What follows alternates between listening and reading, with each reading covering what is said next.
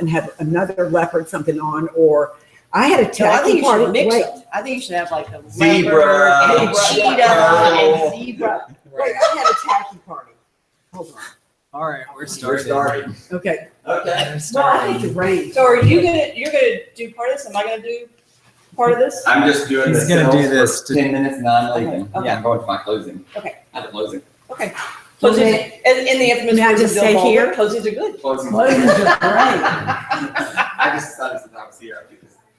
Are we up and going? We're ready. Okay. Because of the rain, I don't think there's going to be many people here, but and I have been running, so I thought I would just stay here Show and off. go over our numbers in a more casual attire. But I thought I'd go over these numbers because I seem to be going with the number of agents to some of these meetings, regrouping, whether their listing's up for renewal or they're going on a listing. And I think sometimes my current agents are uncomfortable with the numbers, so I want you to get more comfortable with the numbers, and I want to go over the numbers. I think I do a pretty good job of giving you the summary, and I'm not sure I give you enough of the specifics. So we're going to be specific on some arenas today, and then if we want to regroup on the others, I can do it individually. So sales came out for January 2017. They were about like what I thought. They were up, and it's setting a positive trend in single-family housing. Like I say, single-family housing is where you recover, and then the rest of the world takes a little longer to recover. So townhouses are still down, rental market is down, lots are down, commercial is down, multifamily is down. They're down, I still believe, on about 20%, and I think it's going to take a few more months before we kind of recover there. Maybe if we make some headwinds in the spring, by the time we get to the summer, we'll be better. But I think rentals and townhouses are going to be down for the year. And I think land is starting to recover, especially inside the loop, but not necessarily outside the Beltway, whether that's the east side or Kingwood or the Woodlands or Cinco Ranch. Those areas are still going to be depressed, I think, for the majority of the year. So you got to remember, in the sales that we report, single family housing makes up about 85% of all the numbers to begin with. So the rest of the numbers, other than rental, we don't really count that into sales. I mean, these numbers are insignificant. So if you do about 4,600 and 4,100 of them are single family. Single family housing makes up the largest of all the sales, especially in the slower months. It's going to make up a higher percentage of the sales. So single family housing, for the most part, is where I'm going to focus today, because the rest of the world, as I just mentioned, is down. We could look at it more specifically, but I mean, high rises of new construction, there was only one sale in all of January. Statistically, that's insignificant, you know. So if you have high-rise questions or whatever, talk to me about it or whatever. But definitely those sales are down, and we're not bringing online as many high-rises, so I don't know that it's going to increase significantly. But single-family housing in general was up. Inside the loop is up more significantly than outside the Beltway. Some of those areas are still experiencing more positive. Dollar volume is up, average price is up, median price is up. Every indicator in single family housing was on a positive trajectory. Okay, so I mean, there was a positive message to be spent there. And definitely you could break it all out between existing and new construction, and we'll look at that a little more significantly. Overall, headline was positive. Townhouses was negative. Okay? And remember, in the townhouse world, I'm still nervous about the looming inventory, builder inventory, where there are 6 units for sale and we only have 1 of them on the MLS. So, I mean, it's not always indicative of how bad it might be there. So, actually, probably a little worse than what the headline's saying. So, from that, going to our next little page, I want to make sure that on the price deal, don't get bogged down by all this price stuff on that page. Wouldn't mess with it. When you look at the year of sales, keep going. What page if you look is at that? the makeup of the sales, it's page 5 of our deal. Yeah. Go down a little. So in the year, remember we're talking about January is by far the slowest number anyway. It's always the slowest number. It's historically going to be the lowest number, so it's the slowest month of the year. And the next slowest month of the year is going to be February. So I mean, these numbers, you bump up by 50 and 60%, 70 and 80% more. You almost double the amount of sales over the summer than you do in January. So immediately you're going to see the uptick in March. Remember, the activity in March is often closed in April or May. You know, some things take 45 or 60 days to close or whatever. So the time to gear up is over into this area. Many of these are left over from December that were just kicked over there because they may have been new construction that wasn't quite finished in time. But definitely January and February are the slowest months. This is the time to go and focus on your career in these periods of time when there are more sales. So you have a higher chance of selling something when there are more buyers into the marketplace. So never forget that sort of thing. Inside the loop, we tend to sell more of this March, April, and May. We don't tend to sell. This is higher numbers, but lower price per square foot in the suburbs. This is when Cinco Ranch and Pearland and the Woodlands and Kingwood sell a lot of $229,000 to $379,000 houses over there, and they report them at Trendmaker. This is not necessarily our market. Our market is still March, April, May, October, November, December. Okay? Continuing on here. So when I look at what is page 33, so when you go and you look at the number of sales, and for the most part, now I'm going to focus a little bit on the high-end market just because it is so specific today. But if I look at over $750,000 of the 4,100 sales, there's still statistically an insignificant amount of sales over $750,000. So if you're trying to sell a house for $800 or $900 or $1 million, or like me, I have a lot of $1.2, $1.3, $1.5 million houses. They don't make up 1.5% of the sales in all of January. There just weren't that many buyers. You can market them all day long. We can have open houses. We can have full-page ads in the Wall Street Journal. You're still not going to sell that many of those houses in the high end of that particular deal. And we can break out exactly what is selling, but see, this is still Pasadena and Galena Park making up the sales over here at $199,000. So of the high end, total sales of single family, truly an insignificant number, over 750,000. Going more, so I focus on the $1 million market. I mean, I'm really in the $1 million market. And pass on, go to page 35. So in the $1 million market, in all of January, we only sold 13 houses over $1 million. Okay? Now remember, I've got a lot of multi-million-dollar houses here in the Heights, but I'm a realist. I'm not going to sell those houses in January. Doesn't matter what I do. The likelihood is that you're not going to sell them.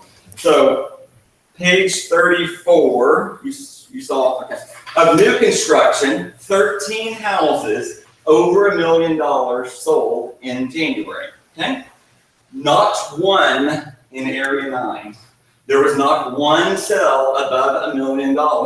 All of the sales that took place, and this is, you know, are in Memorial, are in Carlton Woods, are in areas 16, 17, or 32. There was not one sale of new construction. I'm sorry, there's not one sale of new construction in Area 9 of any new house. So Ashton didn't do anything wrong. David Atkins didn't do anything wrong. Martha Turner, John Daugherty, Greenwood King, or Boulevard Realty, none of us sold any houses. They didn't do any better than we did, because no one was going to sell one of those houses when they were trying to sell it in January. Somebody who wanted a new house bought it in December and captured homestead exemption. So if you go to 900,000, which I didn't give him, we only sold in Area 9 and for 900 to $1 million, we still sold no houses. We sold no houses Gary. So I have 1630 apartment for $979,000 over there. And she's anxious. I said, it doesn't matter what we do. We were not going to sell that house in January. I mean, we can try. It's worth having an open house because I think you're laying the groundwork for March and April. And I'm not saying you never have a chance, but I don't need to lower the price from $1 million to $919,000 when there's nobody buying a house for $900,000 in that market. I mean, that's why I don't think one should overreact or do something. When there's no buyer, there's no buyer. It doesn't matter if I drop my $1.59 million house to $1.329. Wouldn't make any difference. I think you have to try, and then you have to be realistic. If there's just no buyer, there's just no buyer. There wasn't any buyer for any real estate firm, not necessarily ours over there either. In over $1 million, just in air, there were about 58 sales, and there was one house, Greenwood King, sold nightly listing on 7.5 Street for $1,358,000. So it's like there was no sale, there was no new construction sale, but there was only one sale over $1 million, and there are 58 listings. There are 58 listings over $1 million in Area 9, and we sold one that month. But doesn't mean that the market's not getting better. We didn't sell any in January of 16, and we didn't sell any in January of 15 either. So, I mean, you're not going to sell those houses typically in that time of year. If you go to townhouses just for a moment at page 36, and we look at townhouses, and you go to new townhouses, because you just say, okay, well, here's urban living and the rest of the world over here trying to sell from.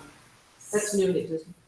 Go to new for just page 36 for just 1 second. So over 750, you were there. No, you said existing, this is new. No houses, so only one townhouse on MLS that was new sold over $500,000. There's only one that sold in all of the city, in all of East Side, Needham, and Midtown, and Montrose, and the Heights, and Garden Oaks, and Spring Branch. They're just not going to sell those houses properly in January. There was one new construction in townhouses on MLS that sold over $500,000. There was none that sold at $600,000. There was none that sold at $700,000. So we could try it. I mean, and I'm not saying, but I try to tell you, take off as much as you want in January, because if there's just no buyers, there's just no buyers. So I think we have to do a good job. I mean, people say, what are we doing? We're doing everything that Martha Turner and John Darling, Greenwood King, and Urban Living, and Remax, and Kingwood, Keller Williams, we're all doing the same thing, but if there was no buyer, there's no buyer. Which means no reason to lower the price of your $749,000 townhouse to $749,000. You're just bidding against yourself. Doesn't make any real difference in the world, I don't think. What was the resale? On the resale market there were 20 total. Only one, if you go up, one sold from $750 and 19 sold between $500 and $750. The bulk of that you can see is $200,000. Yeah, they're all over here. I mean, these are low-income houses selling investment properties. People buying up investment projects before interest rates go up. I mean, this is where the bulk of these things work. It doesn't mean that we don't sell any townhouses. We just don't sell a lot of townhouses on MLS in January. I mean, it doesn't. I don't need to get depressed about it. I just want us to be realistic. It isn't time to be dropping a bunch of price or anything. You're better off waiting until March 1 or drop, or you're better off taking it off and painting something or refreshing the landscaping or putting a new doormat or something. Then you are. There's just an effort and futility to keep doing something when there's no buyer and expect. It's insanity to think that there was something we were going to do that was going to stimulate a sell when there's no sell. Okay? It's insane for the seller to want us to do something, and it's insane for you to try and do something, or for you to be frustrated, when in fact there was nothing that you could have done that would have captured one of those sales. Still, you still have to sometimes placate the seller. You have to show them the reality of it, though. We can go sit in Minneapolis to watch next year's Super Bowl. We can go sit right now in that stadium, but they ain't playing the fucker until next January. Because it doesn't do any good to sit there in Minneapolis when the game ain't playing. And it's the same thing. Yes, you have to hold them open, and yes, you have to print some flyers, and yes, you have to answer your phone, and yes, there is a chance that you could sell it. But out of 4,080 sales, there's one. What is the statistical chance of selling it? It isn't that great. It's 0.0003. So you're doing this today so that we take this to the sellers. And let them understand you didn't do anything wrong in January, plus they had an unrealistic expectation if they thought it was going to sell in January. And the chance of it being much better in February is not much better. Okay? It's just not much better. It's a little better when it's 85 degrees versus 20 degrees, but I mean, it's just not that much better. So if you've gotten an offer on something, you need to tell him that he needs to work this through. I mean, I would. I mean, I would think if you got an offer, that's a great thing. Okay, yes. Okay. All right, go to page 66. But there are a lot of highlights in January. I don't want you to be negative about it. I want to be a realist about it. What is really going to sell in January versus what's not. So this is a stupid question. There's no stupid question. And Okay. that's stupid. But for a sale to occur in January, a large percentage of these had to have been contracted in December. They right? did, yes. So do we know, we won't know the impact of haven't we seen more activity in January than we were expecting? I think, okay, here we go. Now I'll answer your question. And I don't think February is statistically that much greater than January. So if we average 4,080 this January and we go to 4,500 sales in February, it will be better, but it's not going to be significantly better. But in area 9 here, okay, if we look at all homes, we were fine. So we sold, you gotta stop. Just making it bigger. We sold more homes than we sold the year before. And we sold a fair number of homes, 20% more homes in area 9 than we sold January of 16. Now, I want to be realistic. January 16 was a shit month in sales also. Oil was at $26 a barrel. We didn't stand any chance but to sell more houses unless oil was going to be at $26 a barrel. So at $53 a barrel, you will sell more than you will at $26 a barrel. So we sold more houses. In fact, what sold though is probably less expensive because it was more competitive the whole of 2016 than it was the whole of 2015. Remember in 2015, when you get to January of 16, it was still off a fairly good high. So we sold more houses, that's a good sign. They were a little less expensive. The price per square foot was a little more competitive, and we only got about 92%. The good news is that the amount of inventory continues to decline.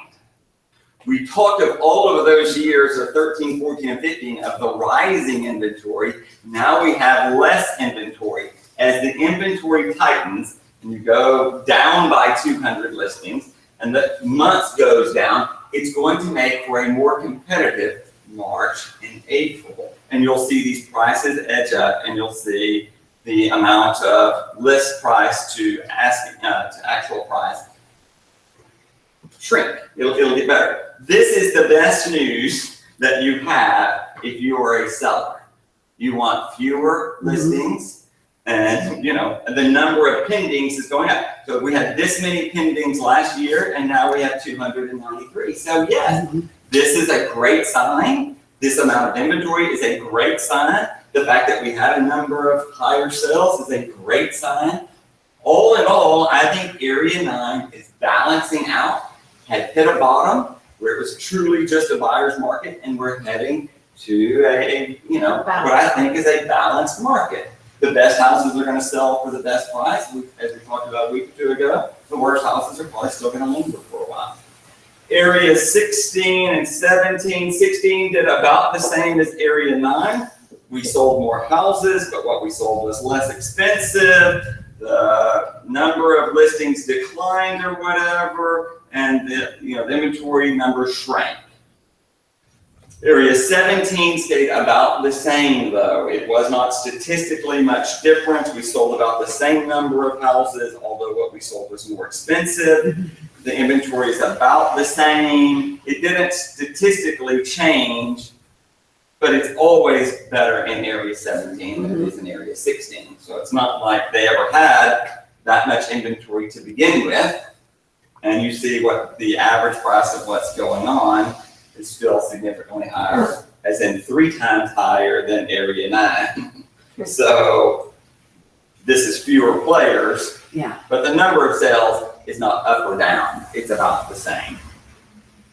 Okay, this is all sales again, 9, 16, and 17, and this is single family home. You could break it all out again into new construction or existing homes. When you break it all out, it's still about fine. Did you go to page 70? Hmm. Go back up to the one. I mean, it's about the same. 70. Keep going. Just over here. Keep going. Here you go. A little more. A little more. Here you go. Yeah, so about the same. You know, sold a few more houses, inventory reduced, amount of pendings went up. All in all, a good sign. 16 about the same, or what we're talking about, 17 about the same. You know, statistically, that was all about the same. I don't know if that made any real difference. Wait, that was new? Pardon me? That Yeah, was who new? was that? What- That was existing. Existing. That was existing. What other highlights did I want to point out for you? Townhouses, like I say, I mean, single family housing I think is getting better. Townhouse is still pretty competitive over there. Doesn't mean that we won't sell fair amount of townhouses. That townhouse buyer was not going to buy a house in January. They buy houses, they get under contract in March and April. They run at Memorial Park more in March, April, and May.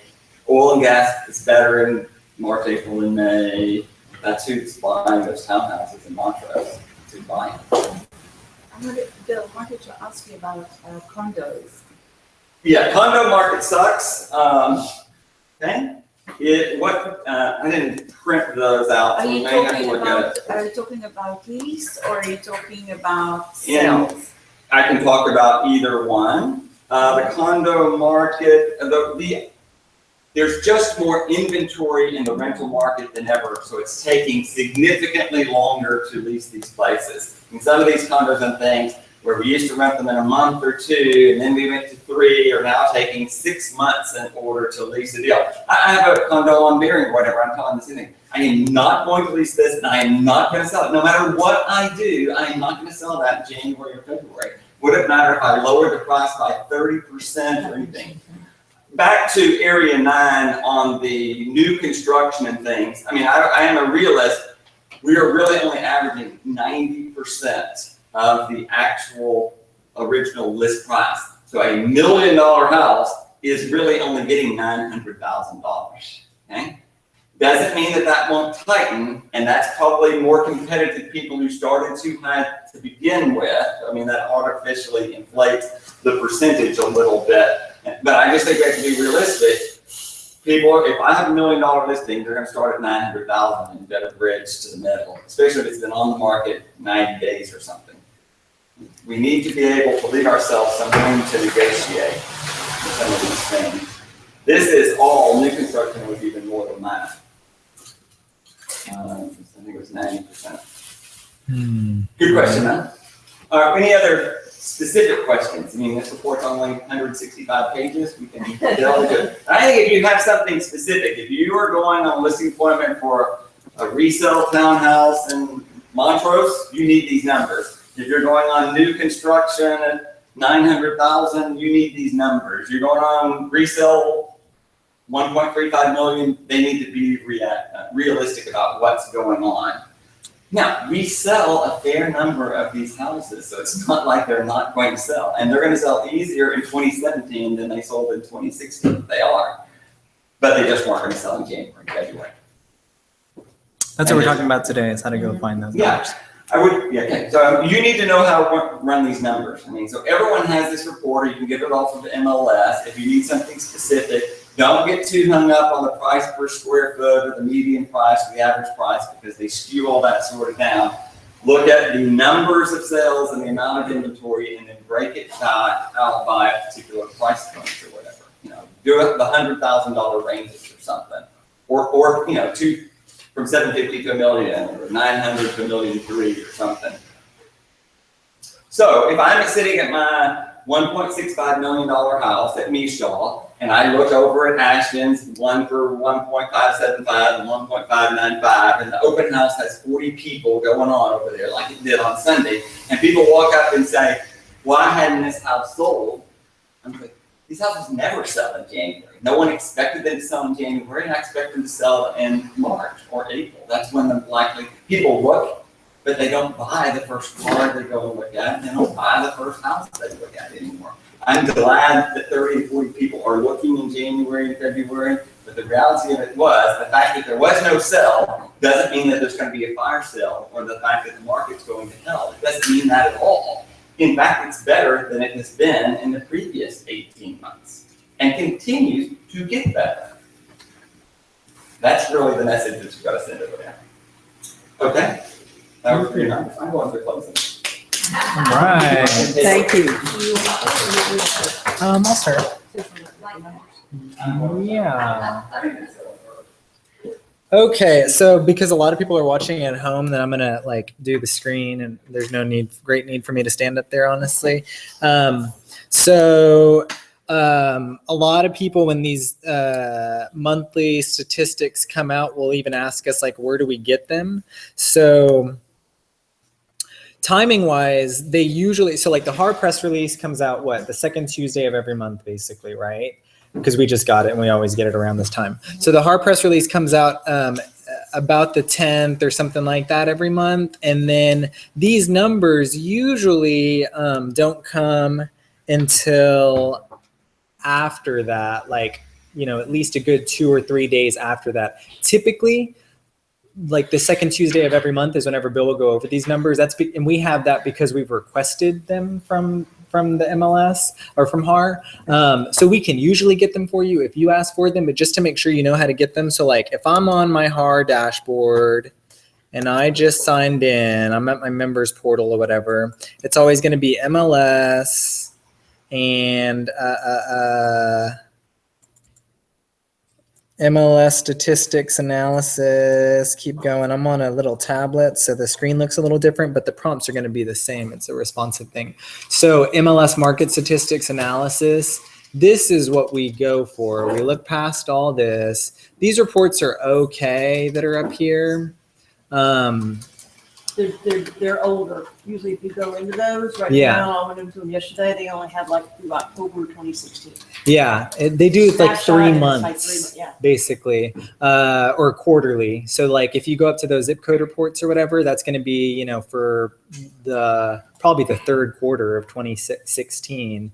And then the last one will be out in probably March. Do you guys do the Clara subscription so that you break things We down? really don't, because we typically, if we're going to get that level of detail, because it is really good, we'll just go into our like Tempo or Fusion search and then just look at the statistics from there, like specifically for the segment we're looking at. And I'll show you what we do for that. But that kind of gives us the same information as that Clearest report. So anyway, this big long report that Bill's always looking for or looking at, this is where it is. Like I said, if you go looking for it any sooner than the first Tuesday, Wednesday, Thursday, or rather the second Tuesday, Wednesday, Thursday of the month, then you're probably not going to find it. So if you go back to the videos from our real estate outlooks last year, the 2 live ones we did, and you know how we send out and post to Back Agent the PDFs of what slides Bill and I look at, that actually tells you up at the top of those slides what pages we typically look at. It's like pages 1, 2, 5, 66, 70, 71, 72, something like that. So that's a good reference point. And now they're basically the same thing. It's like they're going to be the same pages you use every single time.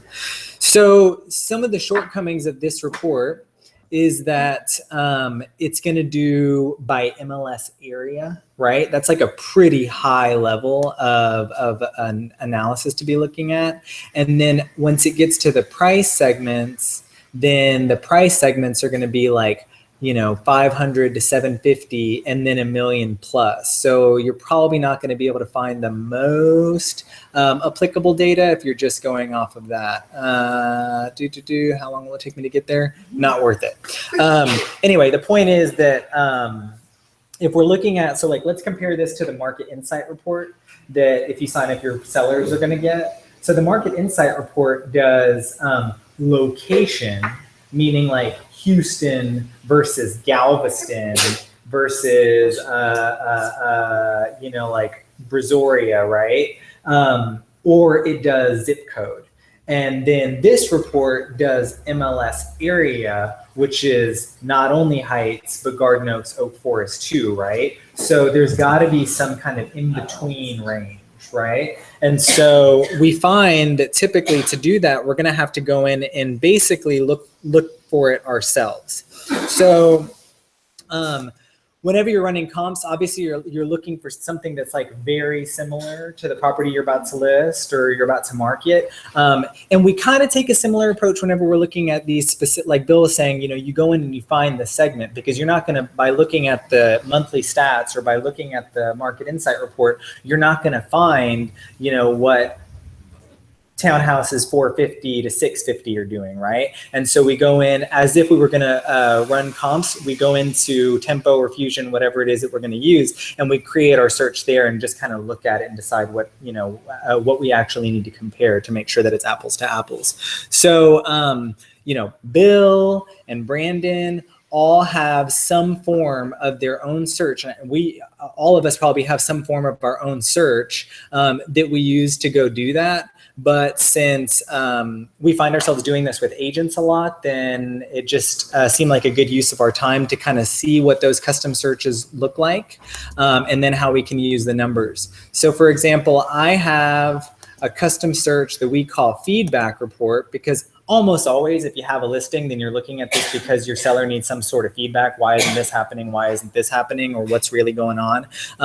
And so everybody's search basically looks the same. So if somebody comes and asks me, Rhonda, Bill, Brandon, you know, for where to get numbers for a certain thing, we'll basically suggest that you set up some form of this search, right? Because the monthly statistics are not only historical, they're also by area, which doesn't do you the greatest good, right? So sometimes instead of doing area and zip code, we'll do this geo market area thing, right? Because that has Heights, Greater Heights. What is it called? Heights, Greater Heights.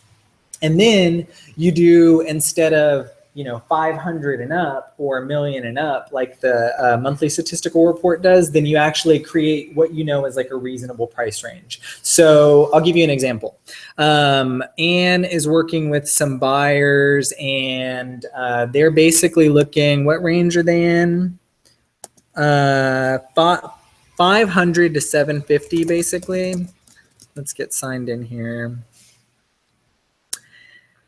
About 500 to 750, right? And she can't get them to act, even though her, you know, Anne's lived here for a while. She knows this area really well. Her gut is right in that, you know, now's the time. You got to buy. We've been looking for a year. We've been looking for a year and a half. You're not going to get a much better deal than you would have gotten this time last year, or that you might get right now, right? But when the HAR press release came out, then there was a story that said something about prices going down, right? And specifically 500 and above, prices are going down, average price, and I guess median price too at that point. And so that was basically that was the point that she had to kind of combat was, well, you know, if prices are going down, you're telling me there's no better time to act than now, but I see that prices are going down, then let me wait, as if the market's going to reach some kind of bottom and he's going to get a better deal, right? So what Anne did was she went in custom search just for not Area 9 and not for 77007. She went and she basically followed her gut. She said, okay, this is going to be the Heights, Greater Heights. That's what we really need to compare, not all of Area 9. And we really need to compare 500 to 700, give herself a little bit of wiggle room. We do this thing where we know that if you're listing something for 500, really you're listing it for 499.99, or you know, then it's going to drop to 495.00 or something like that. So we just kind of like put ourselves in that mindset and then came up with a very specific range to look at. So we did our little search. We went 490. I know a lot of you do this already. I'm just giving an illustration of then how you like apply it, right? So she only went into single family. She went Heights, Greater Heights. She went list price 490 to 750. That seems like a big range. It's a pretty big range, but that was her buyer's range. Okay. Yeah, that was what was applicable to her. 2017, I think we did this last week. And then she hit the statistics thing or whatever. And so, oh, we should only have done sold.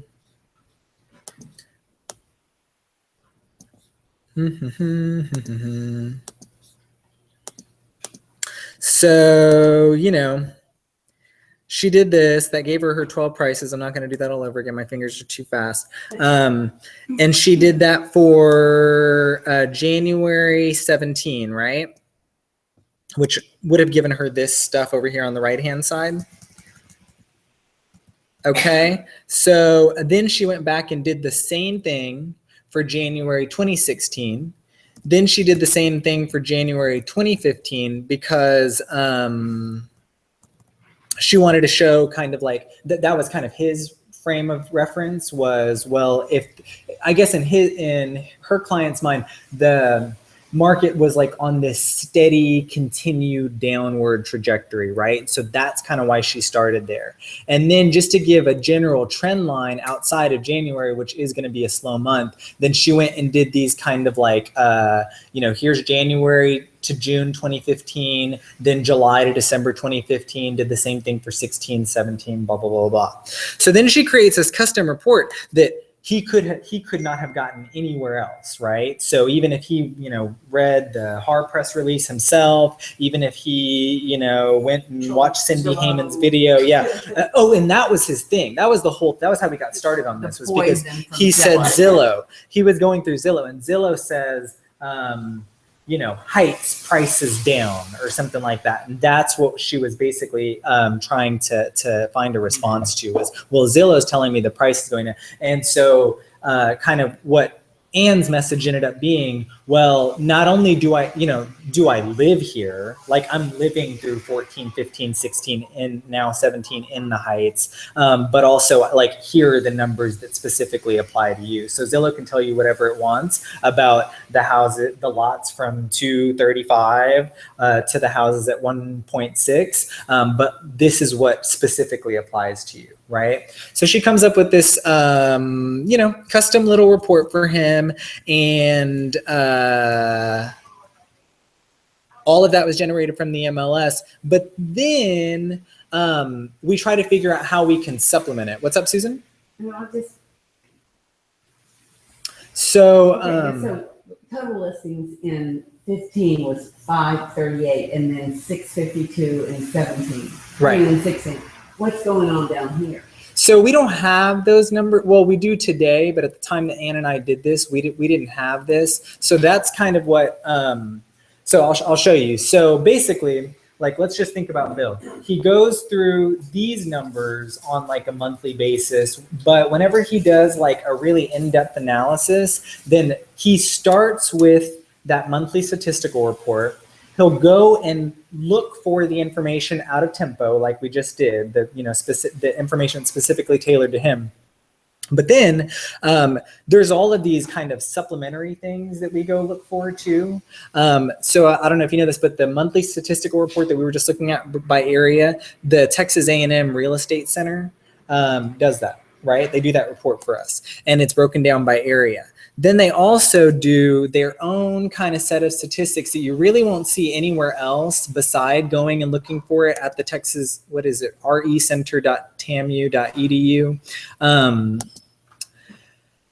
GHP also gets a lot of their housing data from, or housing market data from A&M. So we come look here. Why? Because it will actually give us, in a way that Har does not give us, this geo market area, basically. So we go Houston, Heights, Greater Heights, and then that gives us some statistics that actually even Har won't give us. And it goes back to, pretty far, I think to 2009. But that actually calculates by this geo market area the number of active listings and the months of inventory, which HAR, again, only does that for the area. It doesn't do that for the geo market area, which is probably pretty useful, right? So it has Heights, Greater Heights. It has Rice Military, Washington Corridor. It has Museum District, and definitely has River Oaks and West U. I think it has Montrose. I'm not really sure. But it's going to give you, tease out the information just for that. So Susan, you'll see that whenever we were over here, they don't have January 2017 yet. There's a bit of a lag on that. So that's why we didn't fill that out. But you know, we had it for these other months or whatever. So then Anne was able to basically just confirm her gut sense about the fact that, well, even if the prices are going down, there's some factor of inventory, there's some factor of what, how many months of inventory there are, or the demand, or whatever. So she was going to kind of look for the numbers that confirmed what she already knew was basically true, right? So let's just think again about the Market Insight Report. The Market Insight Report is going to give you ranges that may or may not apply to your seller or to your buyer, right? It's going to be plus or minus 3% or 10% or 15% up to 25%. And it's only going to do zip code. Anne's buyers weren't just looking in 08 or 09, they were looking at both. And so that's the information that was relevant to them. It'll do up to like a mile and a half radius or whatever else. That Yeah. still doesn't give you, if they're looking in the Greater Heights area, it doesn't include everything that they would consider. Exactly. And it's just like, it's arbitrary at a certain point, It is right? arbitrary. And so it's almost like saying, You can't okay, draw a map. exactly. Let me go look at the Yeah. comps and like, you know what I mean? Just look at all, I don't know, whatever. It's arbitrary. It's an arbitrary distinction. So we just want to make sure that everybody basically is not only intimately familiar with this monthly statistical report that you now know how to get, but that you're comfortable going and pursuing the numbers that are going to specifically apply to your case, whether it's a seller or a buyer, that even though you definitely want to send the Market Insight Report automatically because that's a point of contact that you can have every single week, but that you're also periodically, whether it's weekly or bi-weekly or once a month or whatever, that you're going and showing them, hey, this is like this is general data that you can look at that's going to tell you what's going on, but I also have some specialized data that I can show to you. Okay. And then there's this other, there's some other data that we can go looking for. And so Ann just printed this out and like took it to her buyers, and now they're like looking at 4 houses a day as opposed to 1 or something. You know, it had a measurable impact on how they felt about the information that they had before. So what we've been doing is every time we get these monthly statistical reports, we then go and document all of the listings we have, which anybody could go and do that, right? Is go look at the listings that we have in area 9, 16, 17, and then all MLS wide. But one thing that we've been doing, we don't do a whole lot with this data. We never really seem to have time for it whenever we are doing our market outlooks, but we actually go and we document the showings, right? So if there's no activity in the market, if in January it was kind of flat, or if there was no activity, then it's not that we don't necessarily have anything to say. How do we quantify the actual potential activity for February? Or how do we quantify how much demand there is in the market? And typically showings kind of do that, right? So we log on a monthly basis, basically, how many showings are going on. And that's something that we will use for our feedback for our sellers whenever it's, why isn't anything happening? What's going on? You know, my neighbor sold their house, you know, 3 months ago in this amount of time. And so we kind of have to dig in and go, really, really, really specifically to look at how much buyer activity in general there is in the marketplace. So this is a report that we're able to get through the appointment desk, and that's how we kind of get those numbers. But we have been known to many times. I think we did this for Mark one time for one of his listings in the Heights, was especially when your sellers kind of have this perception for whatever reason of, well, this is happening over here and this is happening over here. We're able to provide, pretty hard and fast numbers about what the real demand is like in the marketplace, right? So what we do is, let's say, if I'm thinking back to what that listing was, we went area 9, and just thinking about the pricing segment that Mark was in and the where he was in the Heights, it was in an area that we know people are really zip code specific. So we were able to decide, okay, yeah, let's go ahead and just do 77008. And this is our showing status. This is like going to be doing a search on all of appointment desk, right? Maybe 50 or 60% of agents in Houston are using the HAR appointment desk, but this is a pretty good sample size, right? So we look at only single family homes. The Market Insight Report does give some kind of, appointment desk report, but again, it's going to be on half a mile radius or whatever the kind of arbitrary price range that they're looking at. But let's just think about Mark. Then we don't have as much flexibility here in the price range. Specifically, the higher we go, it starts out kind of by $25,000 increments, and then the higher you go, it gets to 50 and then 100. But let's just think about Mark. We decided to go 750 to 850. That's the best we could do at that time. And then we compared, let's say we were looking for, it was listed now and we're comparing it against last year.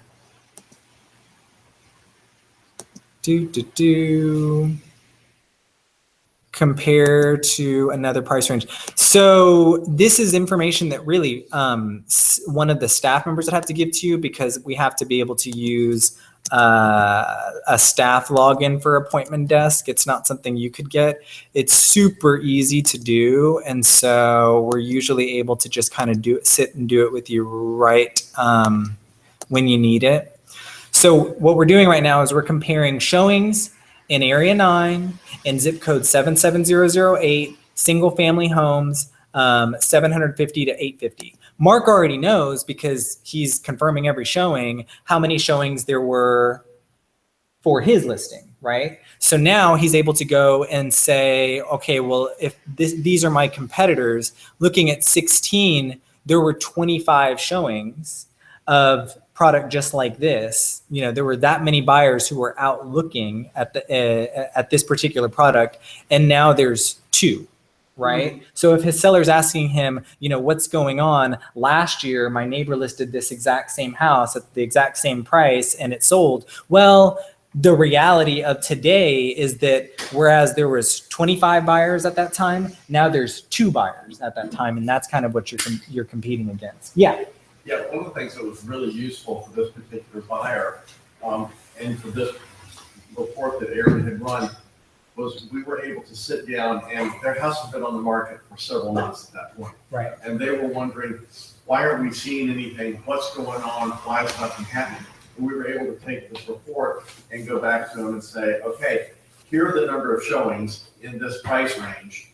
You had X number of this total, and therefore you had approximately, I think the number was close to 60% of all showings in this price range during this price period. Yeah. So your particular property is getting great activity. Yes. Don't be upset. We're just waiting for more buyers to come in, but it's not like your property is being ignored. And when we were able to show this to them, it really helped calm their jittery nerves for a time. Oh yeah. So what that looked like, and we'll get into this. Let's see, 1630.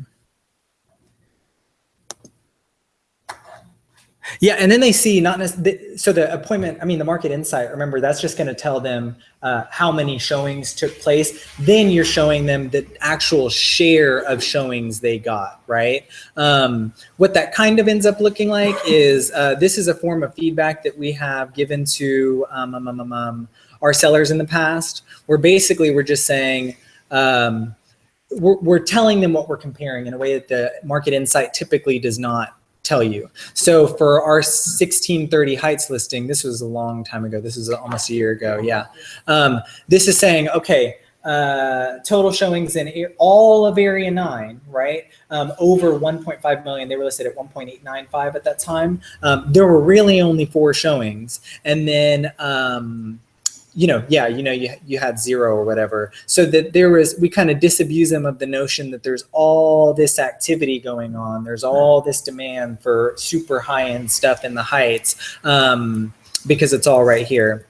And we actually got to the point where we were just taking the stuff that we liked from the Market Insight report, and we would include it in our feedback, but ended up mostly just going and doing kind of similarly what we had done with Anne, and gave super tailored feedback in one place. Still sent the Market Insight report, told them what sold and everything like that. This is the sort of stuff that you probably would be going over in a meeting with them once a month anyway, but we just started to incorporate it into our whole system of giving feedback. Okay, so that's like seller feedback, which doesn't always apply, right? If you don't have any listings currently, or if you have the type of listing where you basically know what's going on and your seller isn't giving you that much grief or whatever. But our whole idea is, like Bill was saying, in a time like this, then you go and now you know how to basically become that market expert in an area, right? You build some habits around it. So Bill has the 18 years of selling experience, but also he has like very specific media consumption habits around real estate that all kind of inform his view of the marketplace, right? So not only does he have area 9 that he watches and his price ranges that he watches in the tempo search or the fusion search, but he also goes and he's kind of attuned to going and looking at the GHP housing stuff, looking at the employment numbers on a monthly basis, reading the HAR press release, and then every now and then asking to see some showing and active inventory data, right? And so if you don't have any listings, this could be basically a way to continue to build some specialized knowledge in an area. Let's see. And then use it in some marketing too, right? So the area you want to go after, you basically know the story you want to tell, and then you go and you use that. So whether you're doing expireds or whether you're doing some kind of farm, you can tell people all day, I'm a Heights real estate expert. I know what's going on with the market. The market is good. It's getting better. But if you can actually show real data that kind of conveys, not only am I an expert, this is the sort of expertise I have. So in this case, we're just putting it all out there. About your neighborhood, look at this map. This is for an expireds campaign. This is what I'm looking at. And I'm saying that home values are increasing in your area, but I'm also going to tell you exactly by how much in terms of price per square foot, right? And so, if you're already going to have to spend the 50 cents a postcard to say I'm an expert in your area, then you might as well take it a step further and give a little taste of what that is, right? And you can do that for anything. You can do it for a HAR blog, you can do it for a mailer, you can do it for Facebook or whatever. And almost always you're just kind of going and looking for the story that you're most interested in or what your gut sense is telling you. And then you're just looking for the numbers to basically back it up, right? That's how you use it for marketing. And I mean, everybody's different. So we basically just hope that you'll already have, if you know the area you want to market in, then that you'll start doing those searches so that then we can help you turn it into marketing pieces like this or turning it into a postcard, right? Anything else, Rhonda? Well, what I was just going to talk about, kind of, it really takes that up to a higher level overview. Many of you that come to me and ask me, hey, I have a listing on the market, and we're not getting any activity, what can I tell my seller? I've always heard my analogy of pie. It's all about pie. Bill's conversation today was all about pie. Aaron's thing was all about pie. It's all about pie. What you want to know is whether or not anybody's eating pie. That's part of what these things are telling you over there, there wasn't anything sold over $1 million in the Heights in January of 2017. So nobody's eating $1 million pies. So if you have a listing, that's over $1 million, you just tell them, nobody's eating pie. What's that? I don't think we would get, mathematical with it. No, it's really, it's PI. I'm thinking, oh, wow. It's PI pie. Well, I am born on pies today, so I think a lot about pie. But it's all about pie. So you're still, nobody's eating $1 million pie. Maybe they're eating $700,000 pie. Maybe they're eating $4 million pie, but nobody's eating $1 million pie. Well, if they know nobody's eating $1 million pie, then it kind of diffuses their expectations that you ought to be serving pie. If you go figure out that somebody is eating pie and they're not eating their pie, then that's a different kind of conversation you can have with them. It has to do with whether or not, if you've been telling them they need to clear out all the crap out of their house, and they haven't cleared out all the crap out of the house, you just tell them nobody wants to eat pie in your house because they don't feel comfortable in here, whatever it may be. Yes. What if the house looks great and they're asking why isn't anyone eating a pie?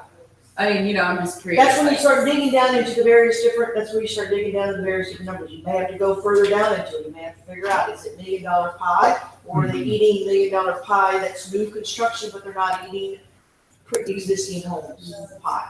We'll even do style sometimes and just say, well, is it that in this neighbor or this subdivision only contemporary stuff is selling and this is, Southern colonial style or something like that, is what we've done for some of Bill's feedback in the past. Mm-hmm.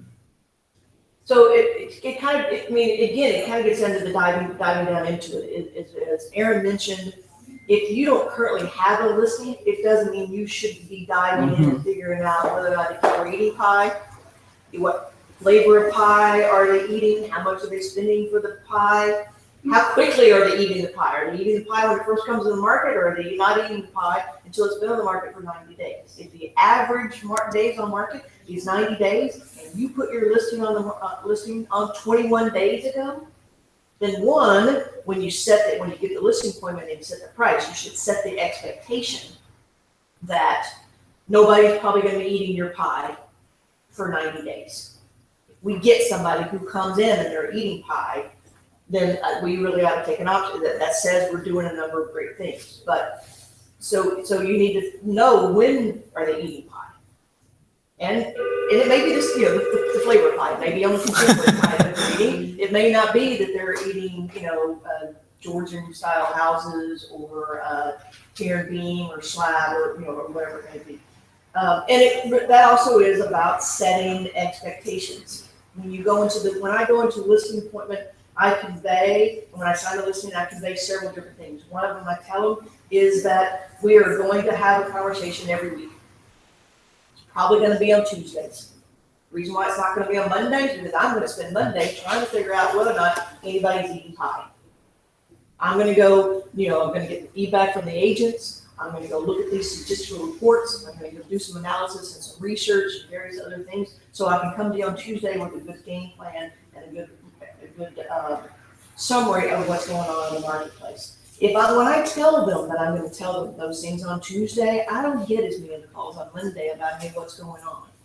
Now, I also tell them, hey, if something comes on the market that I think is just hot or a really big competitor to whatever else, I'm going to call you right away.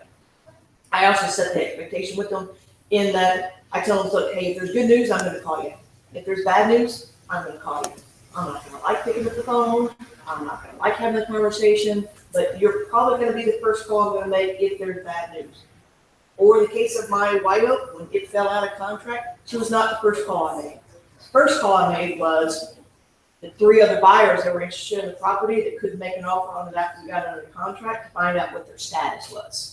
So when I called her with the bad news, I could give her, here's the bad news. here's what I've done, I've contacted these people, they're still in the game, I've contacted these people, they're still in the game, I've contacted these people. I don't know if they're ever gonna play, or if they're ever gonna eat pie, but they're still interested in pie. So they may be a longer, they may be a longer term. So it's set the, so I tell them, I'm gonna call you on Tuesdays. And then I call them on Tuesdays, and it's beneficial. And I make a big deal out of things. If I'm giving them information that not just anybody can go get, I'm not just reading the market insight report to them. If I'm going to get information that's from other sources, I make a big deal of telling them that. Because when that listing comes up for renewal, or when nobody's been eating pie for 6 months, or in the case of White Oak, almost a year, and nobody's been eating pie over there, why do I still have that listing? Because I communicate with her on a very frequent basis. And I make a big deal out of the fact that I'm giving her information that other people may not go in to take a look at. So it's setting those expectations, and it's the whole communication thing. I mean, she knows I'm gonna call her when there's bad news. So, but when the phone rings, she doesn't know whether it's gonna be good news or bad news. She just knows I'm gonna call her, I'm gonna give her an update on things. And yesterday, she actually called yesterday because it was gonna be a better day to talk, and she said, give me a call when you get a chance. And I said, I'm following up on this one and this one. This buyer and this potential buyer. I'll call you after I talk to them. And she's like, that's perfect. Because she knew she was gonna get incomplete information.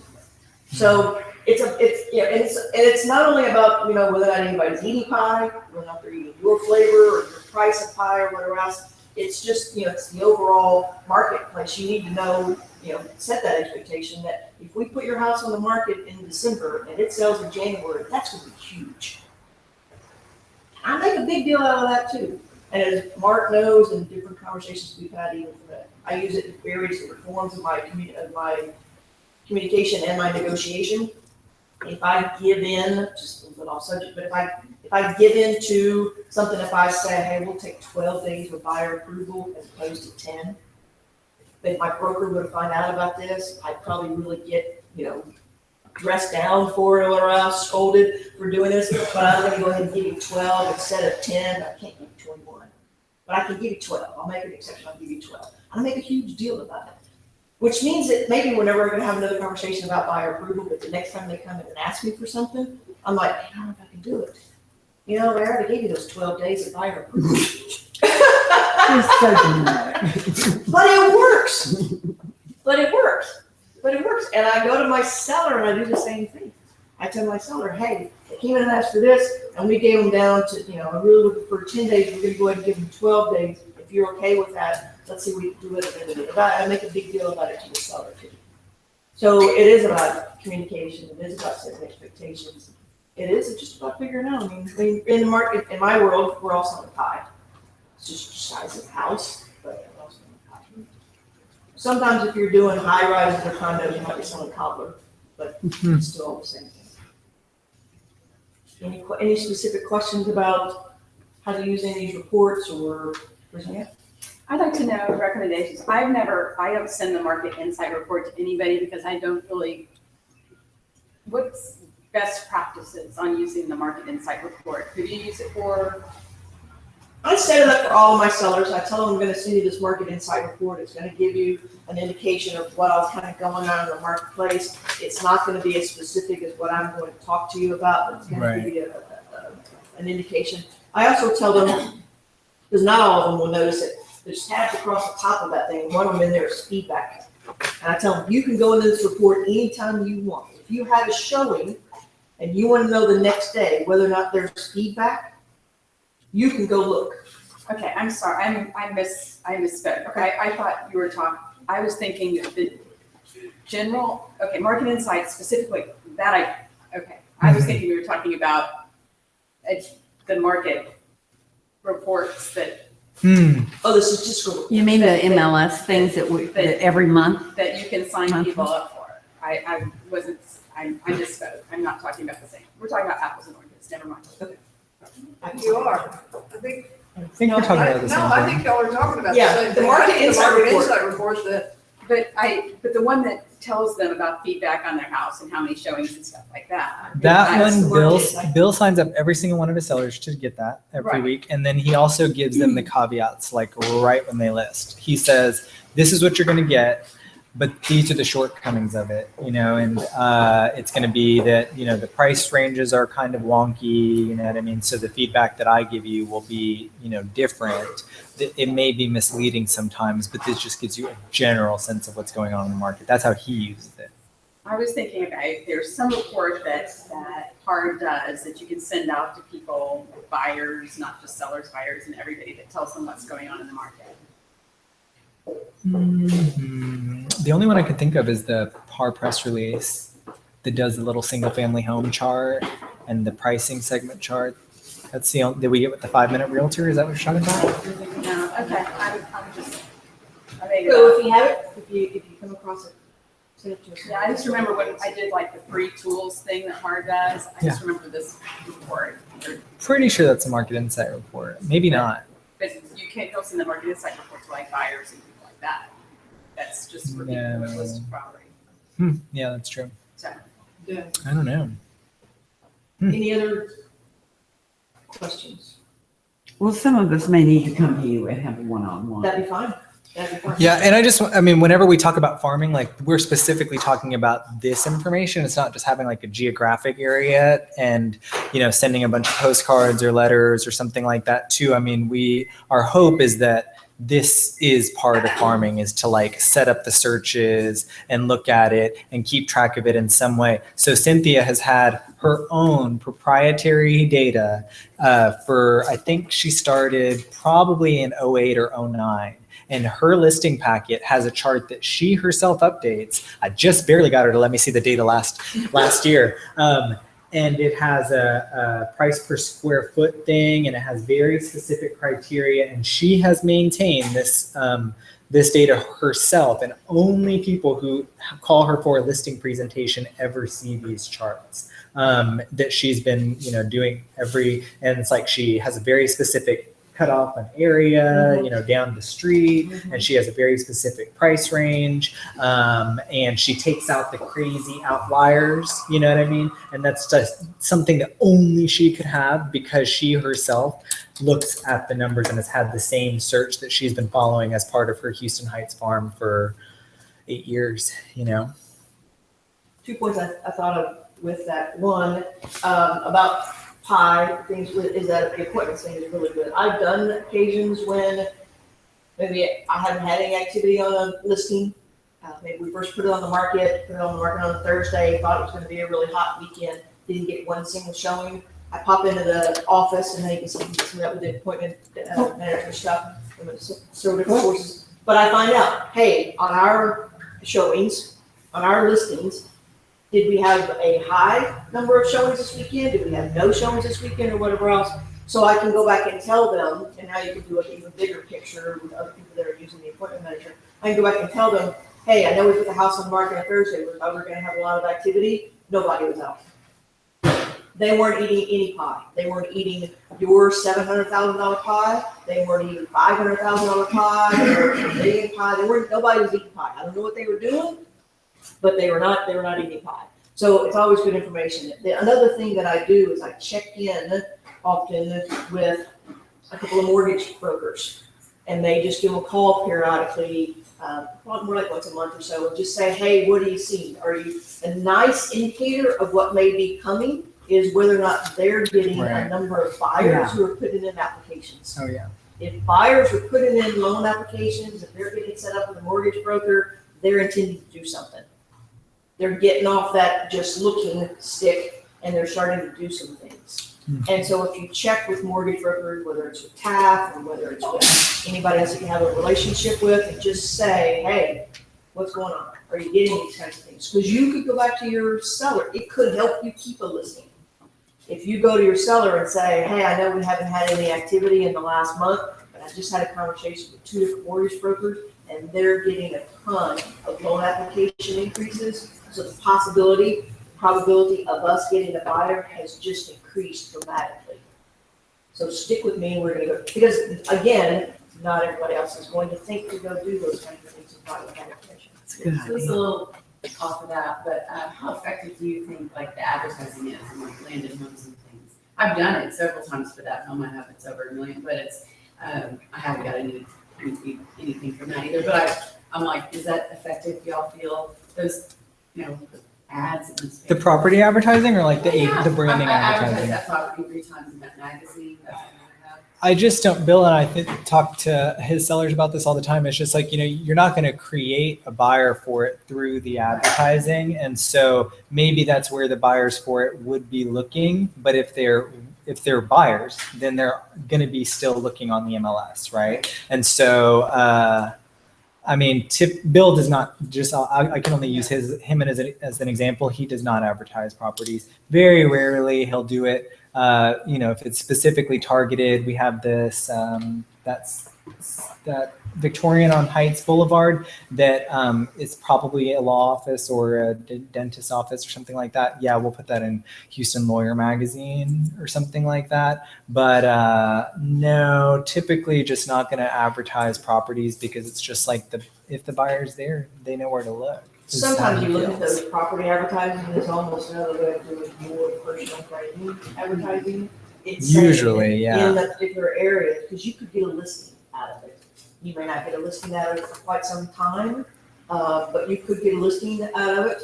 You could have buyers who get referred to you in that area and say, oh yeah, that your credibility increases.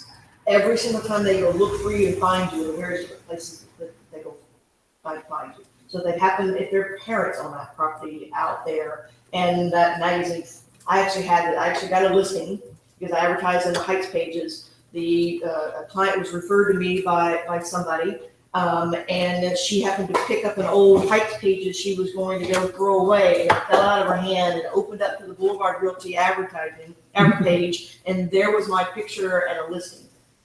And she's like, okay, she must be actually pretty good because look, she's advertising a pretty nicely priced house and she's doing this thing. And then that encouraged her to go look for me, to go Google my name and family in various different places. But little simple things like somebody dropping a magazine and having it open up to a page where there you are. It could work. Bob Besborn has advertised an Outsmart for years eons. And years, yeah. Probably a decade.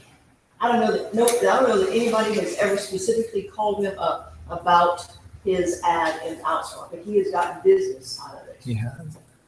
But it's advertising himself, right? Himself. It's like the agent. Mainly. And usually too, I've heard Bill say it, I've heard Luann say that she says it to her, is if you're the second listing appointment or if they've sold to somebody else before, if they have, a friend at John Doherty and they say, well, they're going to do a postcard, all around immediately once it's listed, and they're going to do an ad in Houston Modern Luxury. They are ready for that. And they just say, but because that helps them get another listing. Like that's not necessarily going to sell your house. That just helps them get their next listing. And so if you say that, it becomes like this, whoa, like they just didn't think about it that way. They were just thinking about it as like, oh, maybe that'll get me a buyer for my house. And so if you have that on the tip of your tongue, then never have to worry about that again, basically. Yep. Any other questions? Any on the subject or off the subject? You all got me, and Aaron. Okay, thanks for your time. All right. Go eat pie.